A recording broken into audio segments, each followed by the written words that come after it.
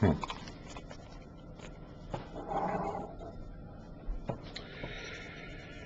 Okay, so that's the wedding night. They are now officially married. I guess they were not married before. It seems like we saw her being brought to him for the sake of the wedding. So that has happened. They are now husband and wife. Apparently, this next verse moves right into the next sequence of events. My guess is that this is sometime later. I don't know if it's the very next night, maybe a year. It's still in spring. We're going to be reading about springtime imagery again. So maybe the next year, maybe a few years later. I don't know. But we're going to be talking about, it seems as though there's been some time in the marriage and some of the passion has cooled for some reason. So it doesn't seem like it'd be the very next day. It's hard to say though. But it is still springtime. And so it's hard to say exactly how much time it's supposed to have passed between chapter 5 verse 1 and chapter 5 verse 2. I've said before in so many cases, the passage of time is just not that important to these Bible writers. And this is a song. This isn't even a historical narrative. You know, there's an example of this in Isaiah when we read about a guy named Sennacherib who comes to Jerusalem and surrounds the city. They're attempting to take it, does not take it, gets just driven back. And then he goes back to his kingdom, Assyria, and is killed by his sons. The way it's written in Isaiah, it makes it seem like it all happened like immediately. He surrounded Jerusalem, his army was defeated. He went back to Assyria, and then he got assassinated by his sons. It seems like, the way it's written, it seems like it was all immediate, but it's not. It was about 20 years of a gap. You know, it did not, the assassination did not immediately follow his return to Assyria after his defeat at Jerusalem. There was a gap of 15 to 20 years there. But the text doesn't indicate that. Just reading through the text as it's written, you know, it seems like it's immediate. So the passage of time is just not really that important to a lot of these Bible writers. That's just one example. Okay, that's just one example. And this is a song. This isn't even a narrative. Okay, this isn't even a history. This is a song. So it's, you know, I don't know. I mean, it's safe to say that some time has passed, but who knows how much time. Anyway, so verse 2, starting in verse 2, chapter 5, verse 2. She is speaking some more, the woman, the beloved. I slept, but my heart was awake. So this could be another dream sequence. I don't know. Listen, my lover is knocking. Open to me, my sister, my darling, my dove, my flawless one. So he wants in. Remember, they didn't have the same bedrooms. They may have shared a marriage room somewhere, but when they slept overnight, they were in different rooms. So he's wanting into her room. My head is drenched with dew, my hair with the dampness of the night. That's him speaking. She is quoting what he's saying to her here. So now she's speaking again. I have taken off my robe. Must I put it on again? I have washed my feet. Must I soil them again? So she doesn't really want to get up and go answer the door. For whatever the reason, she's not as excited about answering the door for him as she once was. She's in bed and she doesn't want to be disturbed. I don't know why. There's no explanation why this is. You can think whatever you want to think about, you know, what happened to make her react this way. I have no idea. The text does not say. My lover thrust his hand through the latch opening. So he wants to get in there. He wants to get into this room. My heart began to pound for him. I arose to open for my lover, and my hands dripped with myrrh, my fingers with flowing myrrh on the handles of the lock. I opened so he doesn't get in. He's trying to get in, but he doesn't. He doesn't get in. So she goes to the door. She does go to the door. She doesn't initially, but after thinking about it, I guess, for a moment, she does go to the door. I opened for my lover, but my lover had left. He was gone. So I don't know how long it took. But however long it took, it was apparently too long for him, so he left and went on his way. My heart sank at his departure, or my heart had gone out to him when he spoke. I looked for him, but did not find him. I called him, but he did not answer. The watchmen found me. They found her a couple of chapters ago, so now they're finding her again. As they made their rounds in the city, they beat me. They bruised me. They took away my cloak. those watchmen of the walls. I don't know what is the difference here. Again, this could be a dream. I mean, if they beat the wife of the king, they're probably going to get their heads chopped off when it gets found out. So I'm assuming the idea is that they mistook her for somebody else. Maybe mistook her for a prostitute. I'm not sure. I really don't know. It could be all a dream. I mean, this could be a dream sequence of hers. It could be this is just what she's thinking. I don't know. I really honestly don't know. At any rate, their reaction this time. Now, they didn't actually help her find him the first time. She just talked to them, and then he just kind of appeared after she got done talking to them. This time they're actively hostile to her. They beat me. They bruised me. They took away my cloak, those watchmen of the walls. O daughters of Jerusalem, I charge you, if you find my lover, what will you tell him?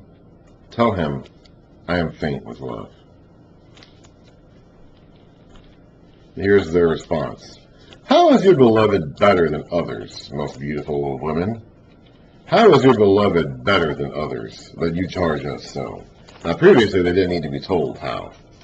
At the beginning of this, the very first thing we heard from them was, we rejoice and delight in you. And as you saw in the footnote down there, the Hebrew for you there is masculine singular. So they rejoice and delight in him without her telling them to. Now they need to know why they need to look for this guy. What's so special about this guy? So here's her answer to them. My lover is radiant and ruddy, outstanding among 10,000. His head, so she's having to convince herself again of what she likes about this guy. Apparently there was something that caused some distance. From chapter 5, verse 1 to 5, verse 2, some time had passed or something had happened and they had grown emotionally distant. And the friends reflect that too. They're no longer as interested in this guy as they used to be either. So now she has to convince them, and in so doing, convince herself again. My lover is radiant and ruddy, outstanding among 10,000. His head is purest gold. His hair is wavy and black as a raven. So I'm guessing Solomon had black hair. His head wasn't gold. He didn't have a head literally made of gold. He may have had a crown of gold, who knows. But I guess he had black hair. His eyes are like doves, there's that dove imagery again, by the water streams, washed in milk, mounted like jewels. His cheeks are like beds of spice, yielding perfume. His lips are like lilies, dripping with myrrh. His arms are rods of gold set with chrysolite. His body, or his abdomen, is like polished ivory, decorated with sapphires. This is a well-built dude. And this is the sort of dude that's, we read earlier about her putting her hand on him, or her head on him, and resting her head on him, and he puts his hand on her. Like, this is the sort of dude that she wants to put her head against. This is a well-built, muscular dude. His legs are pillars of marble, set on bases of pure gold. His appearance is like Lebanon, choice as its cedars. His mouth is sweetness itself. That's probably referring to his speech. This imagery is going from the top down. Now we're going back up to the mouth again. So he's probably referring to his speech, his speaking, the words he says. Is sweetness itself. He is altogether lovely. This is my lover. This is my friend, O daughters of Jerusalem. The friends. Where has your lover gone, most beautiful of women? Which way did your lover turn, that we may look for him with you? So they are interested in helping her now. At first, they had to be talked into it, but now she has convinced them. So now she says, my lover has gone down to his garden, to the bed. So apparently she knew where he was. Or maybe she thought about it and realized she knew where he was. She was looking for him earlier, didn't find him, got beaten up by the guards. And then I guess she realized she knows where he was. Or maybe it's all a dream. I don't know. It's hard to say. It is a song, okay? This is a song. My lover has gone down to his garden, to the beds of spices, to browse on the gardens and to gather lilies. I am my lover's, and my lover is mine. Now back before she said, I should say, where is it? My lover is mine, so her possession of him was primary, and I am his. So now, I am my lover's, so his possession of her is not primary, and my lover is mine. He browses among the lilies. So now he's speaking again. You are beautiful, my darling. as Tirzah, lovely as Jerusalem. So those are cities in Israel. So he's comparing her to cities in Israel. Majestic as troops with banners. So she is as captivating as an entire army is to him. Turn your eyes from me. They overwhelm me. Now earlier, he wanted her to look at him. Where is it?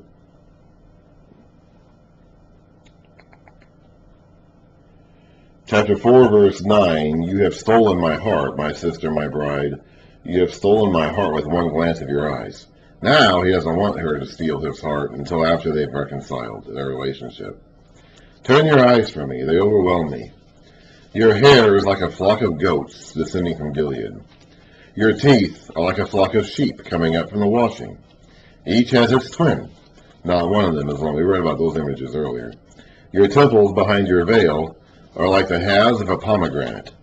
60 queens there may be, and 80 concubines, and virgins beyond number. So this might be a reference to him already accumulating his harem. If this is Solomon, and we know the numbers of women he had, this could be a little bit later in their relationship after he's already been growing his harem with these other women. And that might be why this woman is no longer as excited about him as she used to be, because she's no longer special. She's got 140 other women out there who have a claim to this guy. Maybe. I don't know. I really don't know. Maybe. 60 queens there may be, and 80 concubines, and virgins beyond number. But my dove, my perfect one, is unique. The only daughter of her mother, the favorite of the one who bore her. Another reference to the mothers, by the way. The maidens saw her and called her blessed. The queens and concubines praised her. So of all these women that Solomon has, this is the one he really loves. And maybe that was the problem. Maybe that's the reason why she had grown distant from him. Because he'd just been accumulating all these other women. And maybe that's what caused the problems. I don't know. And the friends are speaking now. Who is this that appears like the dawn, fair as the moon, bright as the sun, majestic as the stars in procession? Lover, the guy. I went down to the grove of nut trees to look at the new growth in the valley, to see if the vines had budded or the pomegranates were in bloom. This is, before I realized it, my desire set me among the royal chariots of my people.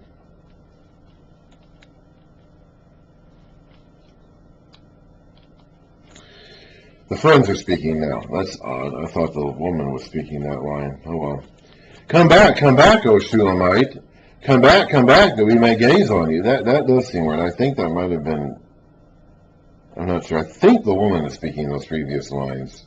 But I'm not sure. The heading here says lover. I don't know the Hebrew pronouns behind it, so I was under the impression that the lover was, that the beloved woman was speaking there, but that's not what it says here. I'm not sure. Anyway, the friends are saying, come back, O Shulamite. Come back, that we may gaze on you. So we now finally have her name, or what they're calling her at least. Up until now, we haven't had her name. Now we know she's Shulamite. Now, is that Shulamite a name? Shulamite a reference to where she's from?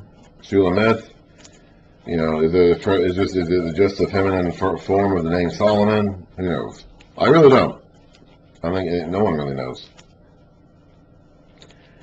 Why? And so he is now saying to them, why would you gaze on the Shulamite as on the dance of Mahanaim? So what's Mahanaim? Now he's saying the Shulamite. So it could be just a reference to where she's from. So what's Mahanaim? Mahanaim goes back to Genesis, when Jacob and Esau reconciled. In Genesis 33.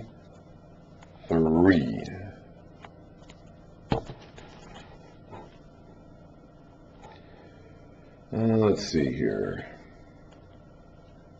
Oops. Hang on a second. Where does it give the name as Mahanaim?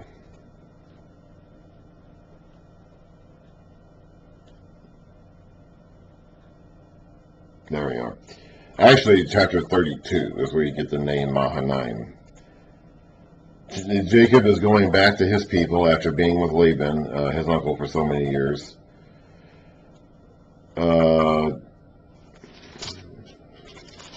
Chapter 32, verse 1. So he just left Laban at the end of the previous chapter, last verse. Jacob also went on his way after Laban left and went on his way, and the angels of God met him. When Jacob saw them, he said, "This is the camp of God." So he named that place Mahanaim, and that means, as we see down here in the footnotes, two camps, his camp and God's camp. And then he stays there. He's in that same place. He wrestles with God, so the meeting with God happens. And it's also where he meets and reconciles with Esau in chapter 33. So that's what Mahanaim is. So in this case, we're comparing the reconciliation of Jacob and Esau with the reconciliation of this husband and wife. That's a reference to the Mahanaim there. So he goes on to say, he's still speaking, the guy is still speaking. "How beautiful are your sandaled feet, O prince's daughter," or princess. "Your graceful legs are like jewels, the work of a craftsman's hands. Your navel is a rounded goblet that never lacks blended wine. Your waist is a mound of wheat encircled by lilies. Your breasts are like two fawns, twins of a gazelle. Your neck is like an ivory tower. Your eyes are the pools of Heshbon by the gate of Beth Rabim. Your nose," this is the first time I've heard him talking about her nose, "is like the tower of Lebanon looking toward Damascus. Your head crowns you like Mount Carmel. Your hair is like royal tapestry. The king is held captive by its tresses." Now that makes me think of Samson and Delilah, huh? In that case, it was Samson's hair that Delilah was fondling and eventually cut. That's what it makes me think of. In this case, the king is being held captive by her hair. "How beautiful you are, and how pleasing, O love, with your delights. Your stature is like that of the palm, and your breasts like clusters of fruit. I said, I will climb the palm tree. I will take hold of its fruit. May your breasts be like the clusters of the vine, the fragrance of your breath like apples, and your mouth like the best wine." Now she's speaking. "May the wine go straight to my lover, flowing gently over lips and teeth," or the lips of sleepers. "I belong to my lover, and his desire is for me." So now we've gone all the way. She started out by saying in chapter 2, verse 16, "My lover is mine, and I am his," where her ownership of him was primary. Now she's in verse 6, chapter 6, verse 3, she said, "I am my lover's, and my lover is mine," so his possession of her was primary.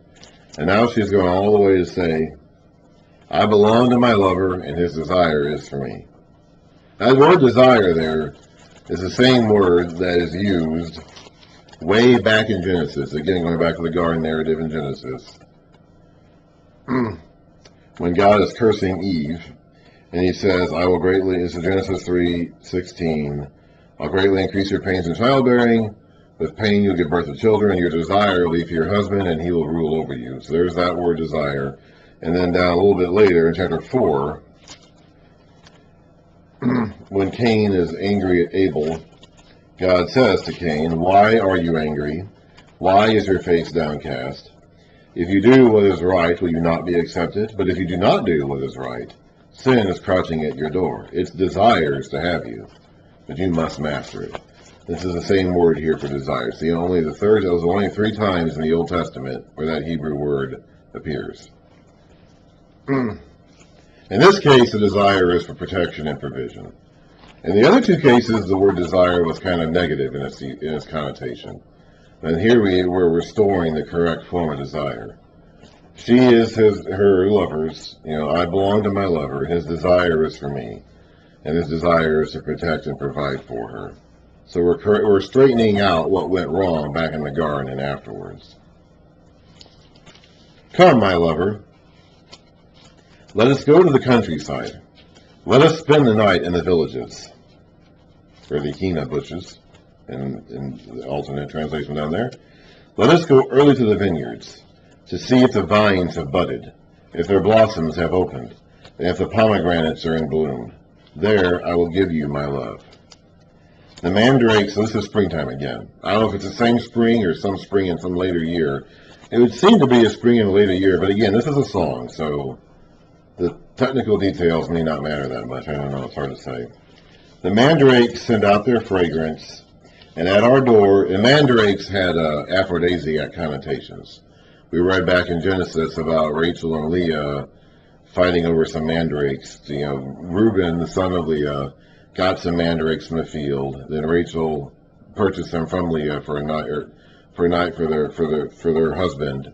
Actually, Leah. Let me make sure I have this right.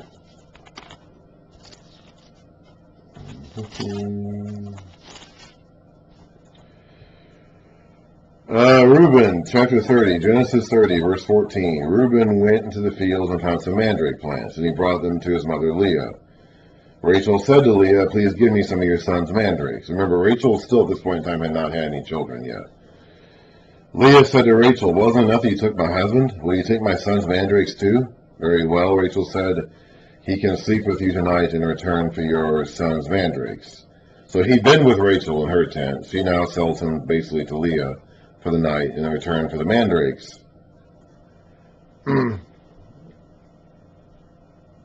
And so he comes back in, and Leah says to him, you must sleep with me, for I have hired you with my son's mandrakes. And that leads to the birth of Issachar. That night he conceives and later gives birth to Issachar. And so Rachel wants those mandrakes because they were believed to have fertility power. I don't know if they did or not. I don't know if they do. I don't know. But they thought they did. And here in the time of the Song of Solomon, apparently they still think that they do. The mandrakes send out their fragrance, and at our door is every delicacy, both new and old, that I have stored up for you, my lover. If only you were to me like a brother, who was nursed at my mother's breasts. Then, if I found you outside, I would kiss you, and no one would despise me. I would lead you and bring you to my mother's house, another reference to the mother, she who has taught me. I would give you spiced wine to drink, the nectar of my pomegranates. The reason why she's comparing him to her brother, or wishing that he was her brother, is because then she'd be able to display her affection for him in public openly. In this day and time, even husbands and wives were not supposed to display romantic or sexual affection for each other in public. She wants to do that. She's saying that I wish I could do that. I wish I could kiss you in public. If you were my brother, I could. Sisters and brothers could do that. Husbands and wives could not. She doesn't really want him to be her brother, but she is wishing that she could display her affection for him in public as if he were her brother, like she could if he were her brother. Anyway, his left arm is under my head, and his right arm embraces me. Daughters of Jerusalem, I charge you, do not arouse or awaken love until it so desires.